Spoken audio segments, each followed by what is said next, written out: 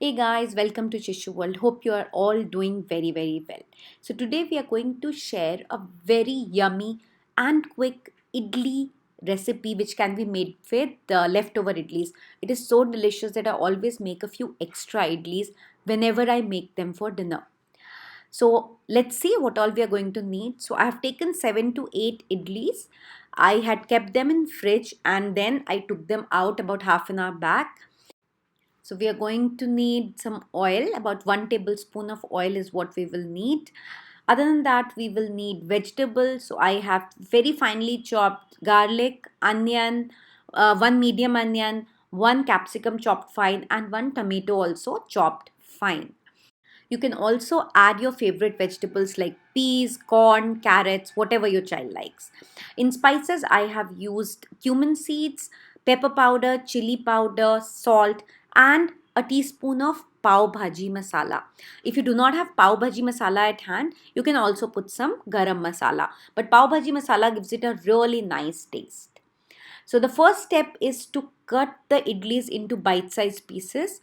So however big or small you want the pieces to be, you can just cut them. I like to have them small so that it gets really well mixed with the masalas. These are ragi idlis and I make this batter at home only, and I always ferment my urad dal and rice at night after mixing them, and then in the morning before I'm ready to make the dosas or the idlis, I add ragi atta to it, which is readily available in most markets these days.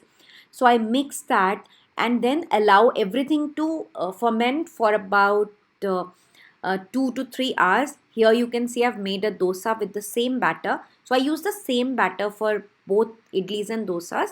I just thin out the batter and use that to make dosas, and the thicker one I use for making idlis, and it uh, gives like perfect idlis and dosas every time. So my proportion is 1 part of urad dal and 2.5 parts of rice and half part of ragi. You can also make it 2 plus 1 of ragi and rice. So just check out how it works for you. So all of these are cut. I'm just sprinkling a little warm water on these idlis because they were in the fridge overnight. So this will help freshen them up a little. We don't have to soak them, just tiny bit of warm water. So if your idlis are fresh, then there is no need to do this step. Just avoid it. So once we are done with this, we can start cooking our idlis. So here I have taken a pan. You can take whichever kind of pan you want, and I will heat the oil in it. I've put a few cumin seeds to see if they are sizzling or not. Now I will put all the cumins here, and we have to let them sizzle really well. Then I'm adding the chopped garlic. No need to brown them.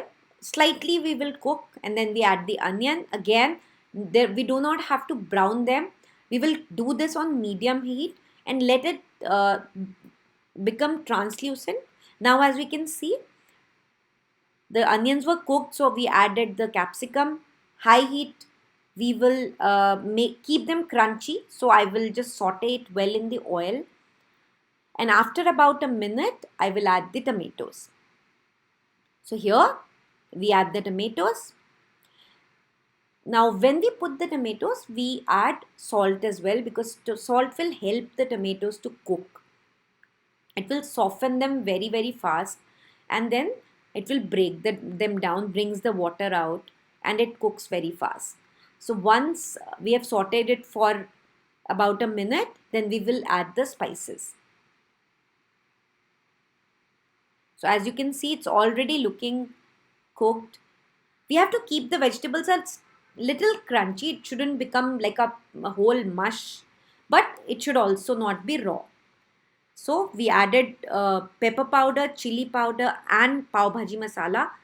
Chili powder is optional. If you want, you can avoid it. If your child doesn't like it, you can also put green chilies instead of chili powder. That is all your choice according to the taste of your child. Now the vegetables look well cooked. We'll put a little bit of water to so that the masalas do not burn, and let it cook. There's no need to cover it because we do not really want them to become too soft. We just want the onion and tomato to become nicely cooked. And a little bit of water also helps to coat the idlis when we will add them. So now it's all cooked. We add our idlis